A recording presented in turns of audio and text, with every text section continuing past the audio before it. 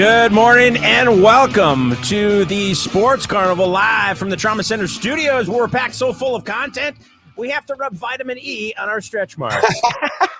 Now here's your host, Dave Carney. What up, player? How you doing, man? Happy Friday. This is the end of week 2 here on the Sports Carnival, broadcasting live from the Trauma Center studios, powered by the Recovery Room. How you feeling, brother? 2 weeks in. You maintaining? You look like you're a lot less tired this week than you were last week. No, I'm just hiding it better. I am tired, but no, I'm doing well. Well, good. I'm glad to hear it. You know what? Yankees lost again, so I was happy about that. Bucks won. Happy about that. Yes, sir. And you know, the Thursday night game was actually a lot better game than I anticipated it being. Well, I didn't know what Arizona Cardinal team was going to show up last night. The Arizona Cardinals hadn't won a home game, Chad. This was just incredible. In nearly a full calendar year, they had lost 8 consecutive home football games. I thought Cliff Kingsbury, to be fair, might have been coaching for his job last night. I really do. I know that sounds nuts because wasn't this guy just recently hired? Sure, but out of college. And you see the way that him and Kyler Murray have like an obvious disconnect. I mean, that little motherfucker was over there yelling at that guy like he owed him $6. That was weird. Like he owed him $6. Seriously. Yeah, if that was a little bit. To me like that, boy, he'd get a fucking black-eyed pea sandwich. I mean, that dude is small. And well, I mean, just the way that he ran up on Coach Cliff Kingsbury, I was surprised. Andy Dalton had a bit of a rough night too. Threw a couple pick sixes. Yeah. So that wasn't good. DeAndre Hopkins looked pretty solid for his first game back, I thought. Sure. But overall, it was a pretty I didn't watch the whole game, but I watched half. Yeah, I watched the first half of that game. I was sort of dual tracking here in the Trauma Center studio because I've got these incredible screens behind me. I watched the first half of that game while I was dual tracking the Bucks basketball game versus Philadelphia, which, by the way, what an exciting way for this Milwaukee Bucks team to start this season. And just another nod to the great state of Wisconsin. Marquette grad, Wisconsin native, and I think, two-time Milwaukee Buck now, because he ended up going to the Lakers in between a return to the Bucks. Wesley Matthews wins the game for Milwaukee on a three-pointer with just about 20 seconds left. We'll get into all of that, but the game against the Saints yesterday, the Cardinals-Saints game, I just thought there were a lot of implications. And to Andy Dalton's credit, the couple of interceptions that he threw the first 2 interceptions were not his fault. I mean, guys the one in the end zone was, but the other one hit that dude. The one in the end zone, yeah. Okay, so Andy Dalton's still Andy Dalton. One of those interceptions, though, at least wasn't his actual fault. Well, unfortunately, you know, Andy Dalton gets treated a little bit like the redheaded stepchild on his team, from my understanding. Oh, is that a shot? I like it. Bam! Where's our... I don't have my thing. Sorry. I forgot my thing. All right. Well, there you go. We did a little impromptu sound FX. I feel so naked. There we go. Friday. You need to have your sunglasses on if it's Friday. Come on. It's Friday. And look at how saucy I look in this black Midwest mortgage team. You sent me the gray one, didn't you? Yeah, but you're also going to get a black one. Okay, because I want the black one. You're also going to get a black one. Okay. And I'll tell you what, man, this thing looks great, feels great. Here's something for those that are listening and watching us in the area live on Facebook, LinkedIn, YouTube, Twitch, Twitter. Mike Garcia and Anthony Russo. So we've got Preferred Insurance, right? Anthony Russo, our good friends at Preferred Insurance, the official insurance provider of the program. Mike Garcia, Midwest Mortgage Team, along with Todd Vercuse. These boys both have birthdays within like a couple of days of each other. Tony's turning 39. Mike's turning 40. We're going to be partying our Katukuses off this Saturday at Fox Hollow Golf Course, which is going to be a heck of a good time. So I'm not sure that Mike wanted me to invite everybody to his birthday, but there it is. I just did. Yeah. You're welcome, Mike. Thank me later. Is Fox Hollow a club? Do you have to be a member, or is that is it open to all? It's open to all, and the restaurant at Fox Hollow Golf Course, Chad, is unbelievable. So Fox Hollow really does a great job of getting like a lot of fresh and original kinds of cuisines into their menu. It's a real fun place. So we'll have a good time. And actually, the most, I think, exciting part about this weekend for a lot of us out here, it's not the Packers against the Commanders, which we'll talk about. It's not even the Bucks playing against Houston at home on Saturday. It's not even the Eagles this weekend at Roger Herring Stadium. It's 76-degree weather, Chad. Full sun, no rain today through Sunday. We get like this weird weekend reprieve when it comes to beautiful, beautiful late fall weather that is desperately wanted and needed by some of us here in the upper Northwest or upper Midwest, excuse me, who aren't quite ready for wintertime to start in earnest because it had gotten freaking cold recently. Thanks for throwing that in my face because it's doing the opposite here. So it was in the 70s, nice all week, and now it's going to drop down into the 50s and 40s this weekend. So, yeah, so great. You enjoy that weather, and I'll enjoy my crap weather. That's great.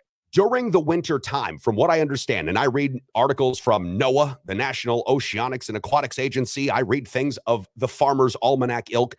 From what I understand, this winter is going to be a really long one for us here in the upper Midwest. Like this La Nina pattern that's supposed to crush us is supposed to also leave your portion of the country, that upper Northwest area, fairly dry and possibly a little warmer than normal. So, hate me now. That's okay, but you later. How's that? Okay, that's fine. That's fair. I think you are going to have a rougher winter, so that's a wash, I guess. Chet's checking in. He says, great for drinking Busch Lights. Or what do you call them there? What do you call lattes. They are called Busch Lattes. I never knew that before I moved here, but that is an actual terminology, Busch Lattes. And you're right. You are right, Chet. That's not a bad point. When you say Busch Latte, does that indicate that you're drinking them in the morning like a latte? Well, you can't be day drunk, Chad, if you don't start drinking in the morning. Okay? We got to get this shit straight. You can't be day drunk. You don't start in the morning. I almost forgot that. That is a very good point. Okay. All right. Well, let's do this. Let's take a quick little pause, and then we'll come back. I want to talk some Milwaukee Bucks basketball. I want to talk a little Major League Baseball, the Houston Astros. They got that one, baby. Oh, and I was right to fade the Lakers once again. I'm making all sorts of money on this LA Lakers squad this year. Stay tuned. Sports Carnival, broadcasting live, Trauma Center Studio. Back in about a minute. I can't imagine a week going by without going to the Recovery Room Bar and Grill, 7th and Mississippi Street in downtown La Crosse. I'm serious. If you know me, you know that my favorite restaurant, not just my favorite bar, but my favorite restaurant in all of downtown La Crosse, Wisconsin, is none other than the Recovery Room Bar and Grill. Whether it's their burgers, their pizza, their wings, their gyros, their prime rib, or their fish, it's all good. And the wait staff, my gosh, some of the friendliest and coolest people that you'll ever meet. Matt, the owner, great friend of mine. The Recovery Room, 7th and Mississippi Street. I can't go a week without it. How about you?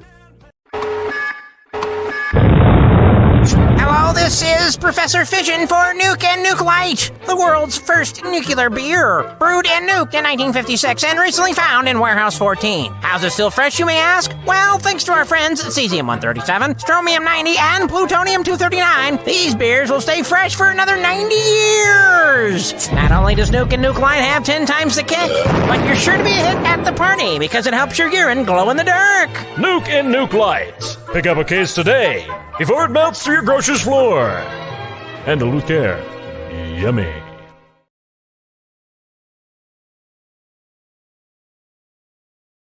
Now back to the action live from the Trauma Center Studios. This is the Sports Carnival asking this question. If you're not meant to have midnight snacks, why is there a light in the fridge? Here's your host, Dave Carney. Yeah, the light in the fridge is actually what has been known as my good idea light. Oh. That's the only time it actually shines. When I open up the fridge, somebody's like, hey, finally had a good idea. Yeah, I know. I opened up the fridge. Isn't it amazing how many times you check the fridge even though you already know what's in there, but you do it anyway out of habit? Absolutely. Well, like a jar of pickles and 3 cans of beer. Still, I was going to say that's the kind of depressing thing because you look in there almost like you're hoping to find something else, right? It's a treasure hunt, and you figure, okay, well, maybe the last time I looked, I didn't take the ride at Qatar to get back to the Egyptian pyramids. Let me see. Hold up. Oh, nope. Same thing. Hey, pack of mustard. We got that. If you're just joining us, welcome aboard Friday, baby, here on the Sports Carnival. I want to say what's up to our friends Kyle Cable, One Trust Real Estate. Buying or selling a home, go to the official real estate partner of the program. That is Kyle Cable, One Trust Real Estate. Mentioned our friends Preferred Insurance, Auto, Home, Life, Business, Flood, Chad.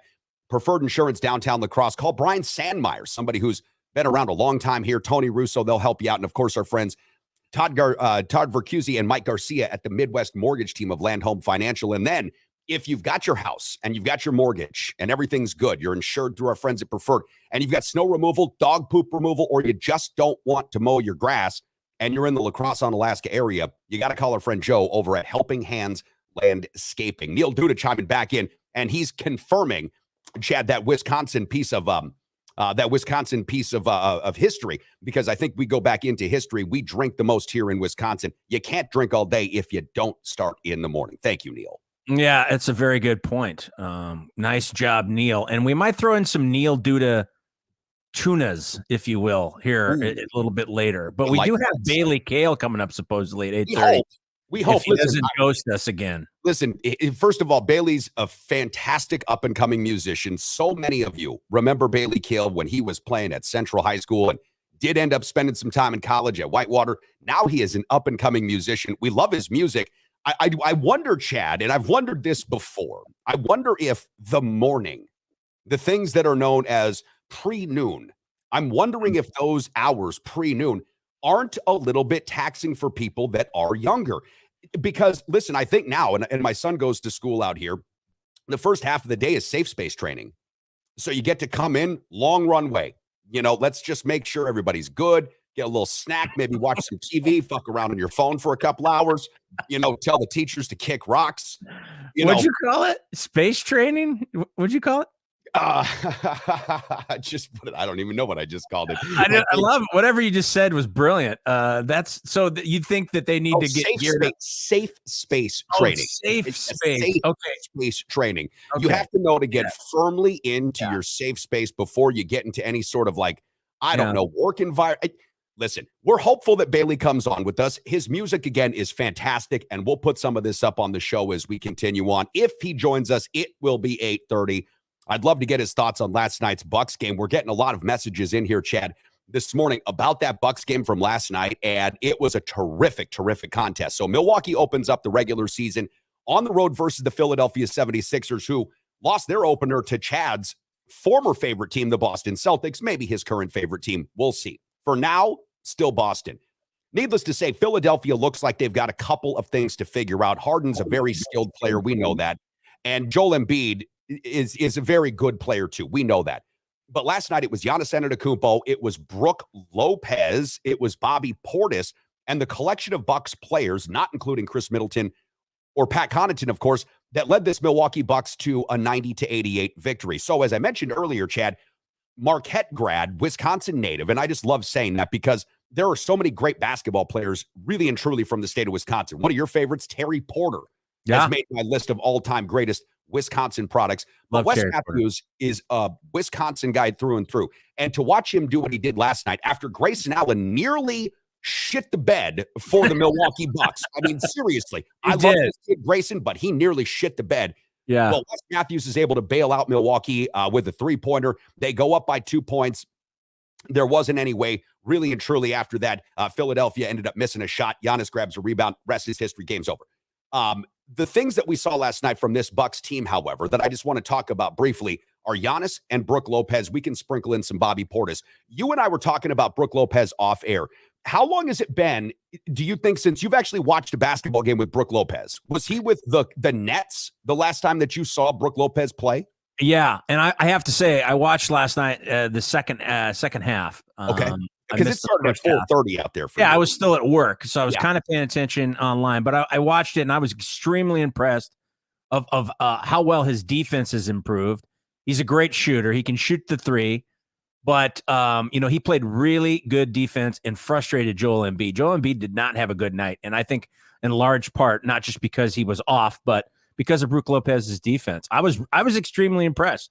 I think that if Brook can play that way through the season, you bring Chris Middleton back at some point in the next couple of weeks. You said Pat Connaughton coming back. You got the Ingles that's going to play. This Bucks team is going to be a very tough out. And the one thing that I noticed about Giannis is although Giannis had a great game, and you can see all the stats up there, he wasn't that aggressive. He didn't need to be necessarily. But when he did, defensively, he dominated, right? And he had a great block against Harris. He did. He had a great block against Embiid, too, under the basket and kind of working that body angle just so he doesn't get a foul. As you mentioned off air, really the 76ers got back into that game when Giannis was on the bench. Yes. So if Giannis becomes even more aggressive and has that MVP mentality, the sky's the limit for this team. And I think Luka, I think Giannis, Joel probably be in the conversation. These guys are all going to be MVP, on the top 4. Well, you'll have Jokic most likely in that Jokic, mix yeah. as well because he's playing well. And listen, we think he's going to play not going to great. win again. I don't think so. 3 in a row would be really tough, and Denver might have some issues. Look, the Bucks are by average age the oldest team in the NBA right now. They're 29 years and some days average age of their players. It seems a bit skewed because Giannis, of course, is still right there in the prime at 26 years old. Middleton's, I think, around 29, 30. And then you've got Holiday. That's I don't want to belabor this point. What I mean to take away from that, being the oldest team in the NBA right now, is this. They have experience. And Chad, what you see mostly in the postseason, and look at last year's finals matchup, the Warriors and the Celtics, what you see mostly in the postseason is veteran players outplaying young players. Not always, but in the historical annals of the NBA, veteran players, even if they're 35 and this kid's 22 and an up-and-comer, seem to have the edge in the postseason. And I give credit last year to Al Horford of the Celtics, and for the Golden State Warriors, a veteran-laden team with Curry and the others.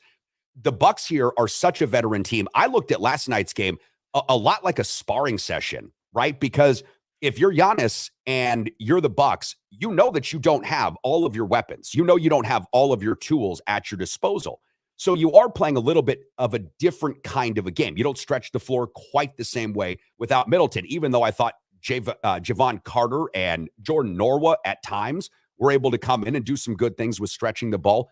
Grayson Allen didn't have a terrible game all the way through, but he did miss some really open shots like you've mentioned. When Giannis decides, Chad, to really do it, and last night you mentioned his defense, 3 blocks, 13 rebounds, but his offensive aggression, only 16 shots, did hit a three-pointer, which I liked, took a couple of outside jumpers, which I liked as well, free throws 2 of 5, leaves a little something to be desired. But when he wants to do it, he can. I just looked at this game like a sparring session. They wanted to see what Philadelphia was going to give them after coming out and looking really flat against your Boston Celtics. And this was at home at the Wells Fargo Center. So that's the way I saw Giannis's approach to it. But I agree. If he wanted to just say, look, I'm going to wreck this league every single game, he could. He could average 40 a game and do it easily. Well, and players nowadays are conscientious, and they understand that it's an 82-game season, right? Yes. You don't want to spend, all of your energy in game one to win one game. They ended up winning anyway. He didn't necessarily need to dominate as he can. And I think it showcased some of the other guys on the team. And clearly, Bobby Portis had a huge game off the bench. I think he ended up with 11 points, and I think he had 8 boards or whatever he ended up with. And Grayson Allen had some moments where he, could have been better. He missed a couple 3-pointers. He missed a free throw. But I was telling you off the air, Grayson Allen reminds me a little bit of Danny Ainge, similar stature, similar shooter, feisty. He's one of those guys you love having on your team, but he's not a guy you want to play against because he's kind of an asshole in the way he plays. He's frustrating. And if you're a Bucks fan, you got to love that because that guy's needling the opponent and he's constantly under their skin. And when you get under somebody's skin, sometimes you can throw them off their game. So I thought all around it was a really good game. And I would say if I'm a 76er fan, I would have to be a little bit concerned starting 0-2, like you said, flat against the Celtics. Now, granted, you played 2 really good teams and it's a long season, but I think they need to rely a little bit more on Maxey, honestly. It was nice to see PJ Tucker out there. But, the big deal for me is just watching James Harden. And I have a slide I can show that was from the other night against the Celtics. He brought him back into the game, but he also lost the game. He shot him in and shot him out. And it's the same ISO ball that he plays. It's so frustrating to watch, in my opinion. I just hate that kind of basketball. It's the same ISO ball that while it can work for large stretches during the regular season while you're getting that slide up, it works for large stretches during the regular season because these guys are so uniquely skilled. They're so individually talented. And in an 82-game season, Chad, you don't get the time to prepare for guys, right? Every single game like you would in the playoffs. That's why in the postseason, it's never worked for Harden. Never. And it never will. It just really won't. You can't look at this stat that we've got up here. Ridiculous. Look at this. So this was against the Celtics. Versus the Celtics. James Harden dribbled the ball 525 times. The rest of the team, 411. That's not going to get it done. It just really won't. And Chad, I don't know if you played as much organized basketball as I did, but one of the coach's main sticking points always and forever is that a pass is going to move so much faster than you ever will. The more that you dribble the ball, the more opportunities you give to the opponent to take it away. And ultimately, if you look at the great teams, and Steph Curry's probably today's greatest dribbler along with Kyrie Irving, okay? But when you look at those great teams, the ball just moves. It doesn't stick. And when it sticks to a guy, this is why I don't think this experiment with Embiid and with Harden has any chance of working out. They feel like two diametrically opposed forces trying to be combined in the same cistern. And it's combustible. At times it looks good, but I just think this is going to blow up. You can't win like this. Well, the thing about this deceiving with Harden is you look at his stat line and he throws up the points. I mean, what did he have last night? 31, 8, and 9. He nearly had a triple-double, 31, 8, and 9. Well, how can you not? I mean, obviously, when he's negotiating contracts or when you're a stat guy and that's all you look at and you don't watch the games, you're like, what are you talking about? This guy's one of the best guys in the NBA. Well, yes, but he doesn't involve his teammates enough. Now, granted, he did have some assists and stuff, but when he goes to that ISO ball, especially towards the end of the game, and at the end of again, he brought him back in, but he missed a couple of shots at the end that would have possibly, given them the win. And I think that they just need to spread it around a little bit more. And as I mentioned, I think they need to involve Maxey a little bit more. A couple other guys on their team. And Joel Embiid obviously had a bad game, but I don't know. It's just frustrating for me to watch. I just don't like him. I don't know why. I can't really say. I mean, I'm sure he's a nice guy. I just don't like watching that type of basketball. Yeah, I'm not sure that he's a nice guy or not. I really am not. I've said the nice guy thing about beard, so many people. Sure, it's a great beard. It's a collection of microbes. I don't know how much he has to clean that because that's disgusting.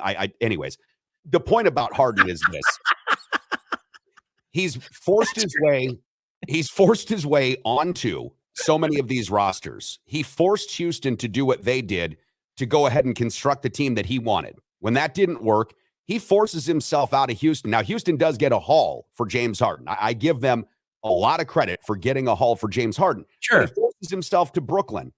That didn't work, of course, because James Harden dribbles fucking 411 times, 525. Well, then he gets to force his way to Philadelphia. And then he says at the press conference, this is where I've always wanted to be. Whatever, man. Look, James Harden is a uniquely talented player. No question about it. He's a very good basketball player in many respects. And he'll probably be a Hall of Famer, Chad, because that's what it is. It's a stats thing. Yeah. So I assume that he is in that particular class. But he is not a winner.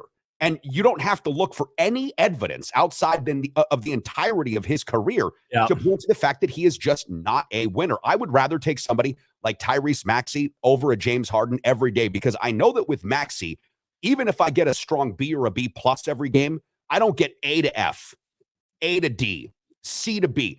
I'm going to get a consistent average player or above average player, if you're a Maxey guy, that can do something for me each and every game. Morning Woods popping up. He says, I have a buddy who works for the Bucks. He hangs out with Bobby Portis. I don't know if he's being facetious. No, he's not. I actually met this guy. Portis loves a solid game of Uno. You know what? I didn't know Uno was still around. I love a good game of Uno myself. Dude, out here, again, in the Midwest, in the upper Midwest, and Chet Kirschbaum, who checked in earlier talking about the Busch Lights, knows this too. We have to play a lot of cards in the wintertime. I'm getting ready to join the fucking euchre league, man. Like, I'll play euchre and hearts, and we'll do Uno, which, by the way, Morning Wood, that friend of yours that works for the Bucks, that dude's awesome. We met him at Oktoberfest out here in La Crosse. He was what really does he cool do dude. for the Bucks? He's the DJ at the Fiserv Forum Experience. Oh, okay. Yeah. Does he want to join the show maybe sometime? Yes, at some point, if he's ever up. See, they work late. It's kind of like Bailey Kale. Probably Bailey Kale thought last night, I'm going to pick up a DJ gig or I'm going to go sing someplace. Now, we've talked every single day over the last week about coming up this Friday on the program. I've got to be frank. At this point, I'm going to say that's a 70-30 possibility. 30% he comes on, 70% not a chance. Really? That's my feeling right now. Okay. So we'll just go ahead and kick the can down the road because we've still got a lot to cover. We're still talking Bucks if you're just joining us right here, right now in the Trauma Center studio powered by the Recovery Room. I did want to bring up this text real quick from Special K because I had it up earlier. Giannis looked good from mid-range. He said, hopefully his full beast mode, because he did send us another text in, hopefully his full beast mode is activated and the Bucks will be hard to beat. Look, Giannis as a player, doesn't need to be Chad Dirk Nowitzki, right, with that jumper. But what he does need to be is effective enough to keep defenses honest. And what we saw last night, I thought, was that he hit a couple when he needed to, went 1 for 3 from downtown, and hit some step back jumpers and hit some open ones. I hope that you're right, too, that Special K, you're right, that his jumper is working. The beast mode is always going to be activated with Giannis. But once that jumper becomes, Chad, and I saw this emerge last year, a true consistent portion of his game, good luck. Good luck. Can you imagine if Shaq had a 15-footer? I would compare him. I know you're not going to like this comparison, but I would compare him a little bit to Kevin Durant. They're both 7-footers, right? They're both big guys. Sure. The difference being that Kevin Durant is a better shooter. If he can become as good a shooter, maybe not quite as good, but close to a Kevin Durant shooter, and then you actually play defense the way that Giannis plays, and then not to mention all of his low post stuff and his beast mode, as you put it. I mean, he's already the most dominating guy in the league. This is going to be – he's going to end up being a top 5 guy at the end of his career if he continues on this trajectory. Yes. Well, and I was just going to say, if he develops anything close to a Kevin Durant jump shot, Durant's jumper is as silky smooth as any I've ever seen. If he develops anything close to that, he'll be one of the best, like you say, 5 players of all time. I still think that there is, at this point, even if he doesn't do that, and he only becomes, let's say, a workman-like jump shooter, just enough to keep you honest because you don't want him driving past you. Never going to be somebody that'll kill you always from the outside. But even if that is as good as it gets for him, we are still talking about, Chad, when you think about one of 3 players to ever win an MVP and Defensive Player of the Year in the same season, Michael Jordan, Hakeem Olajuwon, Giannis Antetokounmpo. One of few players in the history of the game to win an MVP and a championship in the same season. Those aren't a very common sort of occurrences. He is going to be one of the best to ever play. I sent you an article the other day. It was from Bleacher Report, and it was talking about Giannis and his Mamba mentality. And he said that he doesn't like compare himself. He didn't really know Kobe, but he doesn't want to, besmirch his legacy. Yeah. And he said, if there's one thing that I identify with when it comes to Kobe Bryant is that Mamba mentality. So yeah, a Mamba mentality in that frame with that physicality is scary. And as we know, Michael Jordan did this, Kobe did this. As you get older, having a jump shot, having a fadeaway, having some of those moves are going to prolong your career and only make you that much more deadly. And clearly, because of his mentality, and he's one of the hardest workers or the hardest worker on the Bucks, not only the best player, but the hardest worker, that's where he's headed. I mean, this guy, unless barring injury, is probably going to be a top 5 guy of all time. I don't think that's in question at this point. I don't think it's in question barring injury, which is always the big caveat because Grant Hill, barring injury, was going to be a top 10 NBA player too, right? True. Barring injury, yes, I agree with you. I would even say this. If you took Giannis's career right now and you said, look, he retired, something happened, as opposed to a guy like Andrew Luck, who in the NFL didn't win a Super Bowl, never had that actual championship ring. So his career, 7 years with no hardware, probably doesn't get him into the Hall of Fame. He's not Gale Sayers. If Giannis ended up stepping away from the game today, he's still a first ballot Hall of Famer. I agree. A 2-time MVP, a most improved player, a defensive player of the year, a champion. He's still a Hall of Famer today if he retires. Now, that said, with the future of the game being as forward-thinking as it is, and a guy like Giannis being as into health, nutrition, wellness, and the craft itself, I tend to go along this line. His last day, when he plays his last day in the NBA, will be debated as, was this the greatest player to ever suit up in an NBA game? As great as LeBron is, as great as Kareem is, as great as Jordan was, and Kobe, that I think is going to be, as long as everything holds, right? He doesn't bust up an ACL or an Achilles. If everything holds, I think that'll be a conversation. Not that we'll have a definitive answer, but I think that'll be a conversation. I think I've just become a homer. I already knew you were a homer, but I'm all in on the Bucks. By the way, Rod Dog put up about his Knicks. And I have to say, I watched that first game against Ja Morant in the Grizzlies. Me too. That was a good game. And although the Knicks lost, Rod Dog, I tell you what, that's a pretty solid team. Julius Randle looked awesome. Yes, Jalen Brunson, it looked good to see Jalen Brunson in a Knick uniform. You know what? Just because they lost doesn't mean anything. I think you've got a pretty solid team there, believe it or not. Well, I tell you what, Rob Dog, to the Knicks' credit, they looked like they were getting housed, and I felt really bad for you. not the Knicks. I felt bad for Rob Dog. And then the second half, Not the Knicks. I didn't feel bad for them. But the second half, I was like, whoa, Rob Dog and Stoddard, you are watching this team do something pretty fun here. All right, Chad. Well, let's do this. Let's take a quick pause for the cause, say hi to a couple of our very good friends. When we come back, we'll transition gears and talk a little football. The Green Bay Packers are the subject of this morning's Twitter poll question on Twitter at the Sports Carney. We've also got the Eagles taking on Stevens Point, and the Wisconsin Badgers will be playing Purdue this upcoming weekend. Stick around. You're listening to the Sports Carnival, broadcasting live from the Trauma Center studio. Now more than ever, if you're looking to buy or sell your first home or perhaps an investment property, you need a full-time dedicated real estate agent who is up to date on all the latest trends and analysis and is ready to give you the kind of service that you deserve. That's why the official real estate agent and the official real estate partner of the Sports Carnival is Kyle Cable of One Trust Real Estate. Whether you're looking to buy or sell your first home, or perhaps you are a seasoned investor, call the official real estate agent partner of the Sports Carnival, Kyle Cable of One Trust Real Estate. The official lending team and mortgage partner of the Sports Carnival is the Midwest Mortgage Team of Land Home Financial. You know I like to tell a joke or two and play around, have fun. But getting a mortgage is no funny business. Don't play around with your finances. Call my good friends Michael Garcia and Todd Bercuzzi of the Midwest Mortgage Team at Land Home Financial today. Whether you're buying your first house, maybe you're buying your second house, maybe you're a seasoned real estate investor. Midwest Mortgage Team, Land Home Financial, Michael Garcia and Todd Bercuzzi. Give my good friends a call today. They're the official mortgage team of the Sports Carnival. Now back to the Sports Carnival live from the Trauma Center studios. Always remember you're unique, just like everyone else. Now here's your host, Dave Carney. Yeah, baby. Sugar Free said once on a song back in 1997, he says, I always remember there's somebody out there that love your ass. And that's Sugar true. Free. That's a real guy? Yes, that's a real guy. Are you kidding me? Oh, my goodness. Sugar Free. I don't know if you noticed.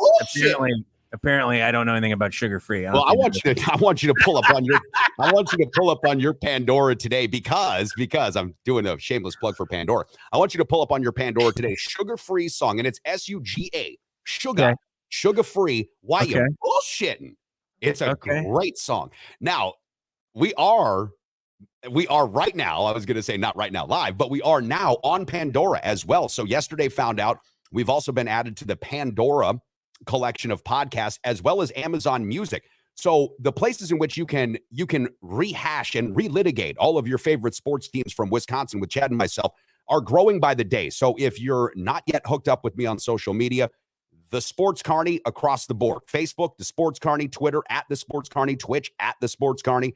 Everything is the Sports Carney. Now on YouTube, Chad, we are the Sports Carnival, which is how you search for us there. But all the different social platforms are at the Sports Carney. But really excited to say that we're now on Pandora, Amazon Music, Spotify. We are on Podbean. We are on iHeartRadio. We are on Player FM. And pretty soon to come, we'll be on Apple iTunes and Google Play as well. So Pandora is the one with all the blue people, right? yes, Pandora with all the blue people. By the way, that sequel's coming out soon. Pandora 2.0.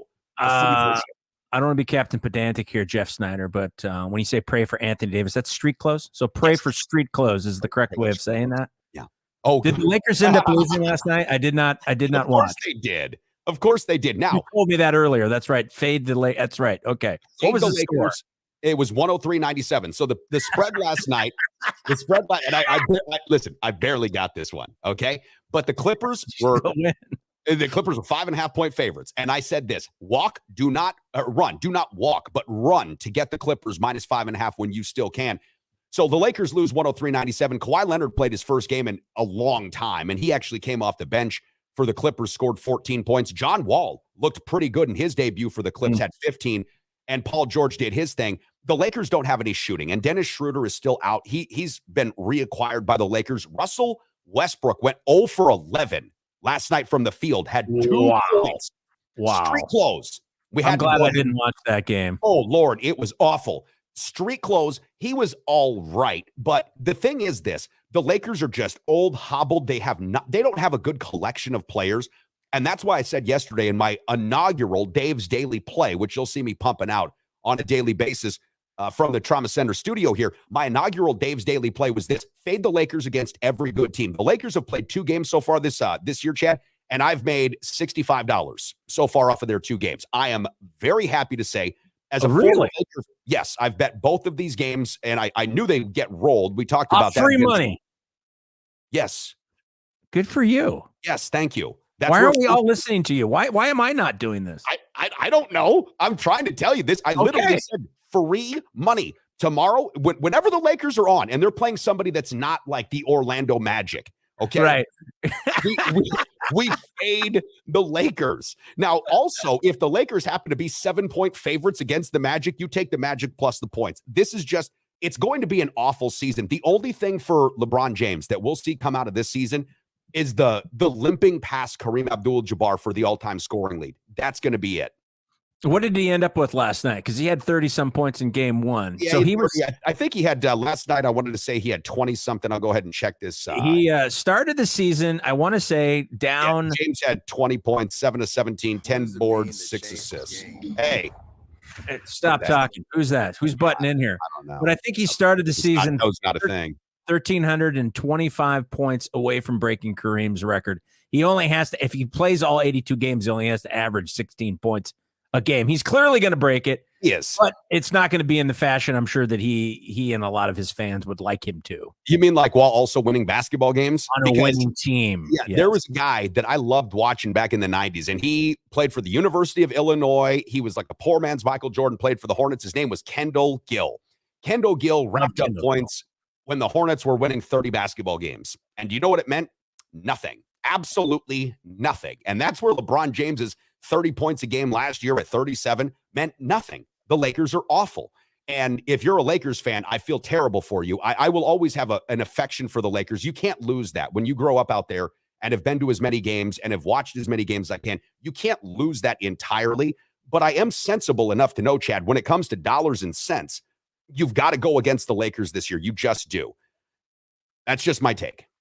Boomstick says, how about them Bucks? Yeah, baby. Yes. Yeah, we talked about that already, and we agree. Yay, Bucks. Bucks look good. Giannis good. Middleton coming back soon. Look out, league. That's what I would say. Look out, league. Yeah. There's only a few teams in my estimation this year. There's only a few teams that are going to be considered contenders, and you've been right about the Warriors. And I think that with the emergence of Jordan Poole, getting this kid Wiseman, nobody knows exactly how big that's going to be for Golden State. This guy was considered the best center prospect since Tim Duncan. So we're talking 2 generations. You've got and EJ from Turtle Stack. Great point. You're absolutely right. Top 5 flat top of the 90s by far. I thought Kendall Gill was a great player. I really did. I like Kendall Gill. I would say Patrick Ewing's fade and flat top was probably tops. Well, no. Just because it was taller. Kenny Skywalker. Kenny Skywalker had the best flat top of the 1980s, 1990s by far. I mean, like going away. D. Brown had a decent one for a while. Yeah. Charles Oakley had a decent flat top for a while. I mean, that the flat top game was in full effect back in the 80s and the 90s, EJ. Didn't play. Yeah, kid and play. Absolutely. Now that was a flat top. Those are 2 different people, by the way. That's not one person. Kid. So you knew that one, but yet sugar-free escaped you. Well, huh? I know who Curtis Blow is. I can go back. These are the breaks. I know some stuff. All right. Well, sugar-free is an old timer. So I'm just saying, does it look like I know sugar-free? Come on, man. Well, maybe not. But you're gonna know it now. Now that we're on Pandora, and you're gonna go there for Pandora. The Lakers are just gonna be terrible. Fade them all season. I'd argue top 3. I think that's what Special K's saying about maybe Kendall Gill's flat top, or either where Giannis Antetokounmpo is going to land when all is said and done. Fair. Yeah. Fair. Yeah. The only thing about that is every time that happens, when these guys, and this is the progression of the game, and it should be this way, is that your old idols start falling on the list. You know, Larry at one point, Larry's my favorite guy. Larry Bird's my favorite guy. Sure. And on most lists, he's at like number 7. He's going to probably end up dropping out of the top 10 at some point. Steph Curry and guys like Giannis, they're going to end up getting in there. I mean, it's the way it is. It's the way of the world. It hurts me a little bit, but that's all right. The only caveat that I would keep out there for a guy like Bird, and this is where a lot of other players, and even though Bird didn't have the longevity that Olajuwon or Kareem or some of these guys did, LeBron, his prime years were amongst the greatest to ever be in the NBA. So he won 3 MVPs. He won 3 NBA championships. He did it all with such an aplomb and in such a short time that's where I go back to, it's going to be hard to litigate that, because when you look at Larry's prime year careers, it's hard to keep him out of the top 6 or 7 of any list in NBA history. He was just that good. I don't want to sound like that guy. I want to sound like that guy. It's like, my day, because I don't know. You put that dude in this league and he's wrecking it. That's true, but you can't ever. That's the thing you can never do, though. We all like to do that and go generational. You can't do it though. There's no time machine that allows that to happen. I wish you could. You can do it on NBA 2K, I guess. Yes, it's awesome. Which the results vary, depends on who's behind the joystick, but you really can't do that. It's not fair. Yeah, no Bailey Kale today. Yeah, Thomas, UWL Thomas. I tried, man. I texted him, I tweeted him, I emailed him, and here's what he's going to ask me later. Can we do this again? And my answer is going to be no, because we'll play some of your music, but we're not going. Fool me once, shame on you. Fool me twice, shame on me. And maybe he thought 8:30 p.m. Maybe he thought it was 8:30 p.m. Well, that's not what we discussed. And listen, I'll just give Bailey this. Great musician, awesome basketball player, not somebody who will be on with us in the morning. Let me ask you this. Are we the fools to believe that an 18, 19, 20-year-old musician is actually going to get up at 8:30 in the morning to talk to 2 old white guys? Probably not. It's probably not going to happen. I think we were being fools ourselves. See, now I'm thinking of a great rock song. I'm fooling myself because I just want to believe it. I do want to bring back Funky Friday. I got to go back here because we're talking music. I think it was Special K that said, bring back Funky Friday. He did. And I'm not sure what that means. Does that mean we don't shower for 2 days? What does that mean? No. We never want to do that. You know that you're an odorist, and so am I. You can't fake the funk on your smelly dunk. Okay. I mean, you know that you're an odorist. We've already had that conversation. Okay, an odorist. So, Chad Wolden. You're a fattest and an odorist? No, you're the odorist. I said you're the odorist. Okay, that's fine. Go ahead. You're not gonna not shower. No, Funky Friday, we played our funk music. And so what we have to do, Special K, and why we're trying to get all these musicians on the program here is this. We need to get licensed music to be licensed to us. So Special K, when I was at a radio station, heck, you could just play pretty much anything down the line. You've got BMI, you've got ASCAP, and they pay for all those things. We don't have that exact same luxury here. So we'll work it back in there. I tell you what, for all those that are looking for some of the favorites of their previous shows, we're trying to get them back there on a daily basis. One of the favorite things that we used to do every day, Chad, is a poll question, our daily poll question. Let's climb that pole. I want to climb that pole. I never thought I would really be into it, but now that I've gotten into it, maybe I see what everybody's been talking about on TV for the last 20 years. Man. Today's poll question at the Sports Carney is this: if the Packers lose to the Commanders this Sunday, oh wait, no, that was yesterday's. I'm sorry. Here we go. Who's going to win this Sunday? Packers, Commanders, 75-25, Chad. Packers at the Sports Carney on Twitter. Well, I think that obviously the odds makers believe that. The last time I checked, they were 5.5-point favorites, right? Is that correct? They are 4.5-point favorites as of this moment. Okay. Yes. And it is at this point, and I know I've said it, and I'm going to say it again. At this point, I think you would have to agree. It's a must win. This is a must win. You have to win this game. You cannot go down 3-4. That if you go down to 3-4, not only is it a bad situation to be as a team, but as Packer Nation is going to be on your ass, and all you're going to hear is negativity. And so, talk about safe spaces. They're all going to have to crawl in their safe space with their Whoopie and their chocolate milk and their sippy cup, because it's going to be brutal. So they have to win. And it's the Commanders, for crying out loud, with a backup quarterback. So it is a must win because of this. Not to me because of the Commanders game, because Taylor Heineke is a gamer. And I've watched this kid a number of different times and thought, this is somebody who probably slipped further than they should have. But if they don't win this game on Sunday, Chad, 12 o'clock Fox against the Commanders, the next few games for them are brutal. So after you have Washington, you're on the road versus Buffalo. Then you're on the road versus a plucky Lions team. Then you come back home to face the Dallas Cowboys with that Lions defense. Is a win. The Lions are a maybe. Cowboys is a loss. Buffalo and Cowboys are both a loss. Okay, and then you've got the Titans coming to town. Derrick Henry, a very tough guy to guard. Then you've got to go on the road to Philadelphia, play the still undefeated Eagles. You got to go on the road to the Bears, play the Bears. You'll win that game, no problem. But then you come home, Rams, Dolphins, Vikings, Lions. Vikings. Who knew? 5-1 Vikings. Who's the Viking fan out there? There's a lot. Neil Duda's a Viking fan. And because we straddle the river. So I look across the river and I see Minnesota with my own 2 eyes. I see the state of Minnesota, which is a really cool thing. Not many times do you get to live in a place where you see the actual dividing line that comes through on a map, and it's the Mississippi River, which I can look out my window and see. We've got a lot of Viking fans here. Look, Kevin O'Connell, the new coach that came over from the Rams, is doing exactly what many Viking fans thought, expected, and hoped that he would. Mike Zimmer did not like Kirk Cousins at all. This has been widely reported.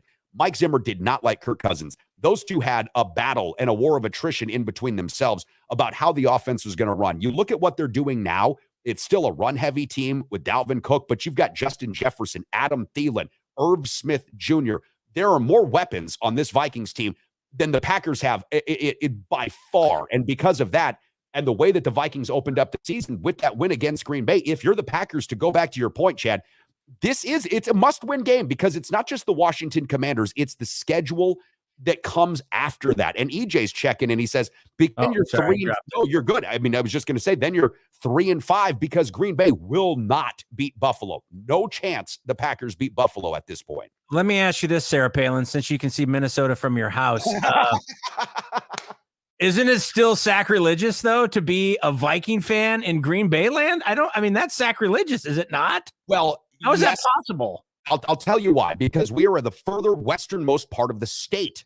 The further westernmost part of the state. Now, this is decidedly Packer country. I'm not going to tell you that it is not decidedly Packer country. However, so many people that live in Minnesota work over here because the bridge just takes you back and forth. And so many people that live in Wisconsin work over there. The matriculation of fans in Minnesota into this area is real. I wouldn't say it's close to like 50-50. It's probably 90-10 still Packer to Vikings. But the 10% of Viking fans, not as vocal because they don't have any hardware. There's no trophies. There's no championships. Not to rub it in. Not to rub it in, but they're still very dedicated. They're very dedicated. Hey, but they lost quite a few. Thanks, Fran Tarkington.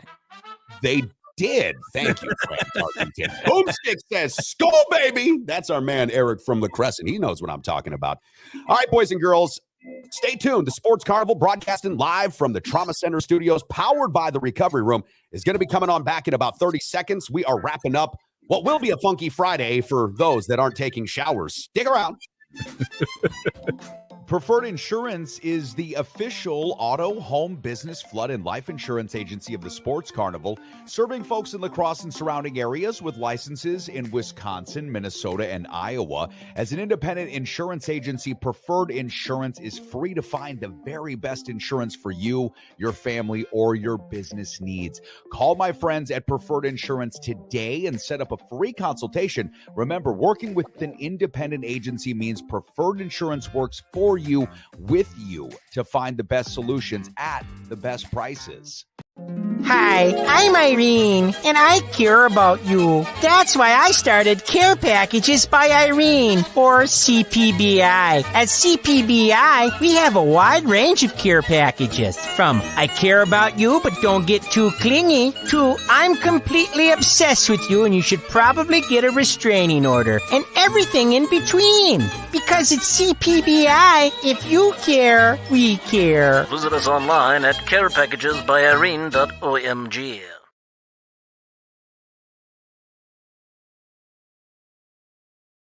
That's some funk right there. Back to the action live from the Trauma Center studios. This is the Sports Carnival.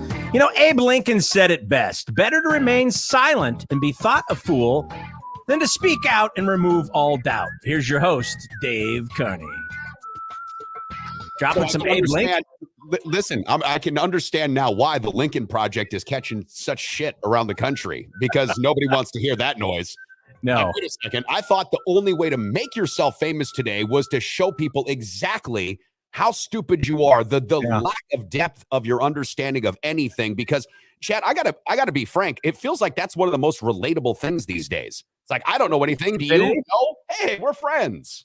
Yeah, stupidity is the tie that binds. Yeah, you're absolutely right. It's crazy. All right, I want to promote a couple of things here. If you're just tuning in, Facebook, Instagram, YouTube, Twitch, Twitter, welcome aboard. If you're listening to us later on a number of different podcast streaming platforms, welcome aboard Sports Carnival. Glad to be with you here, wrapping up a Friday. Coming up next week, Chad, we are going to unveil our inaugural Halloween movie bracket challenge. What is the greatest Halloween movie of all time? We are going to find out next week. We also have a promotion that's going to be coming up with the Recovery Room. The Recovery Room wants you to be able to watch the all-new Sports Carnival on a brand new big screen TV. We will give you details next week exactly how you're going to be able to get into the running for this and how you're going to be able to win this big screen TV thanks to the Recovery Room. Once again, thanks to our good friends, Midwest Mortgage Team, Mike Garcia, Todd Vercuse, Kyle Cable, One Trust Real Estate, Preferred Insurance, and Helping Hands Landscaping. Appreciate you guys for all of your support. Yeah, I'm going to say that we don't bring anybody on right now. So I like this. Boomstick, Special K. Chad, you the man, by the way, had me at Chunky Milk.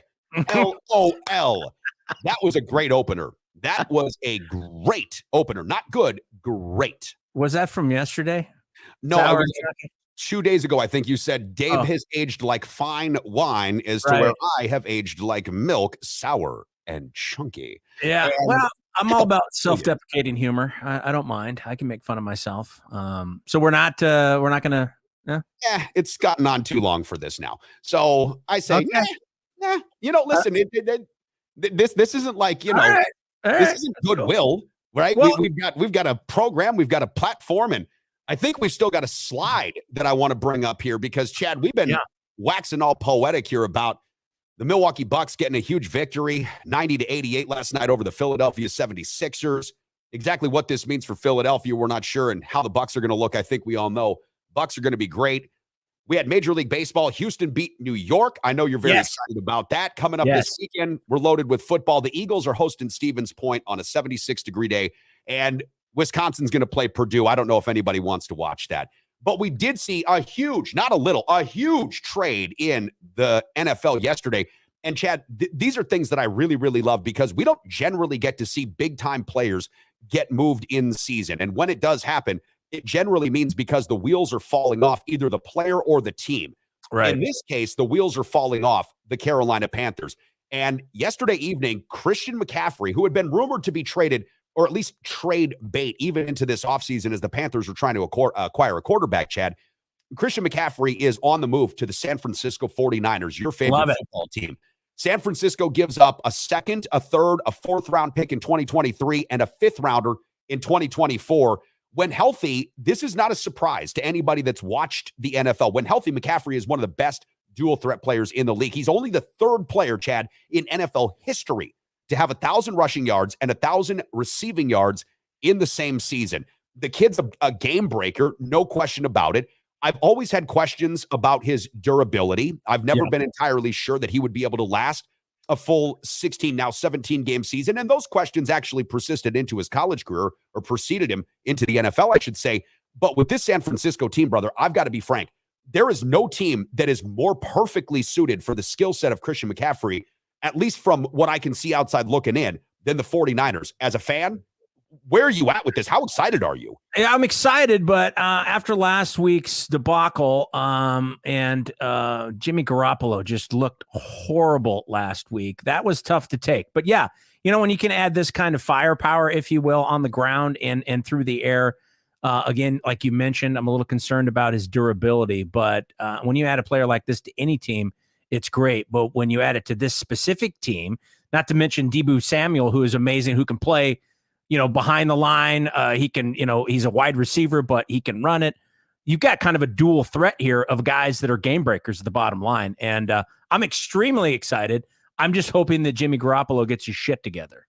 Well, that's TBD, right? Jimmy Garoppolo is one of the more frustrating quarterbacks for 49er fans and probably just like football fans because he wins, except for against Atlanta last week, but he wins. The record with Jimmy Garoppolo, as far as Kyle Shanahan's concerned, the very best record he's ever had with a quarterback under center.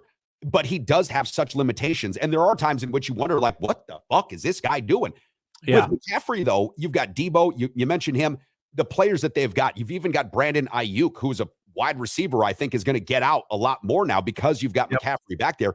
I guess where I get titillated by this is just as a general football fan, not that I want to see, dear God, the Packers have to play a 49ers team with this guy on it, but I get titillated because I get to see what an offensive mind like Kyle Shanahan gets to do with a guy like Christian McCaffrey.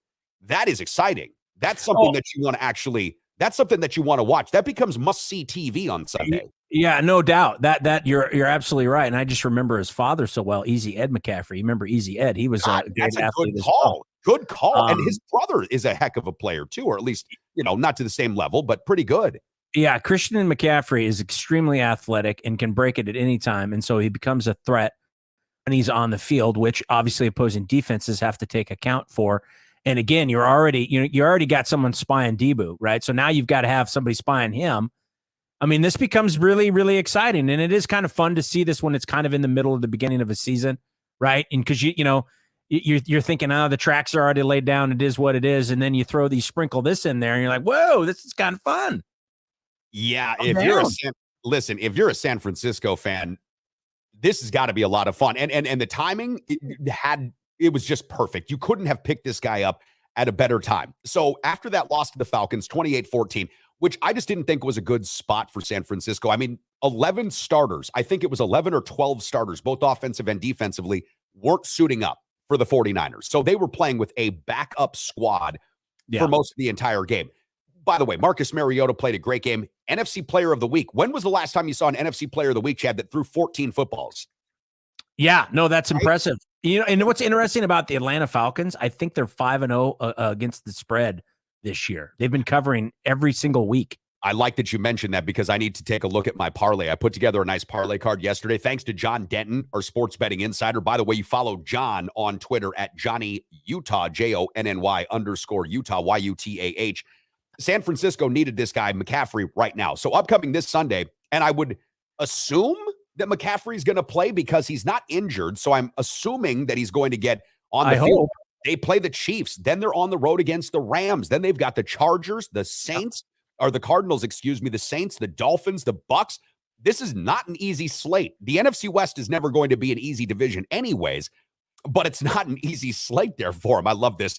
P12 Foreman popping up like Morning Wood said, I couldn't finish my last game and a half in bowling league last night because I had a huge boner from this news. I forgot to tell you, Chad, P12 Foreman, while he is kind of like a fan of all Wisconsin sports, is also a fan of the San Francisco 49ers. Like that is his favorite team, I think, to watch. I don't know if just to root for, because he'll root for the Packers, but I believe that's his favorite team to watch. I can get on board with that. I can do both. All right, I'm a 49er fan, but I can root for the Packers. So Foreman and I are we're linked together. I that's cool. I'm down with that. Yeah. Thomas, UWL's Thomas, formerly Logan High School Thomas, says this UWL football game is going to be great. It's high school band day and alumni day. I'm very excited. It's also homecoming weekend for the University of Wisconsin lacrosse, Chad, and they are going to be taking on Stevens Point, University of Wisconsin, Stevens Point.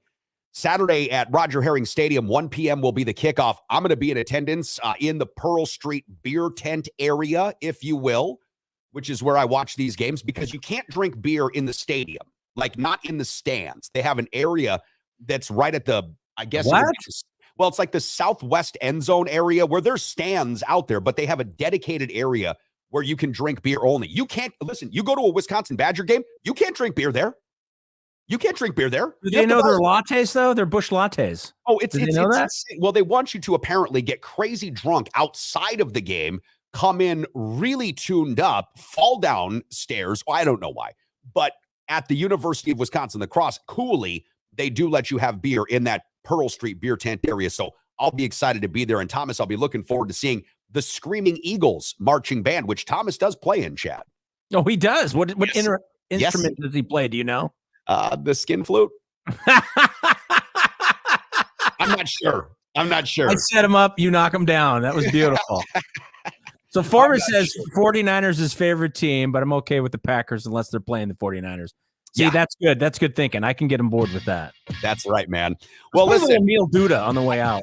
I'm so excited that we got some Neil Duda to lead us out here on what will become a funky Friday. Thanks so much, y'all, for joining us today here on the Sports Carnival, broadcasting live from the Trauma Center studios. For Chad Forster, I'm Dave Carney. Have a great day. Remember, don't do anything that we wouldn't do, which pretty much leaves you open for everything. And we'll see you guys on Monday. Adios.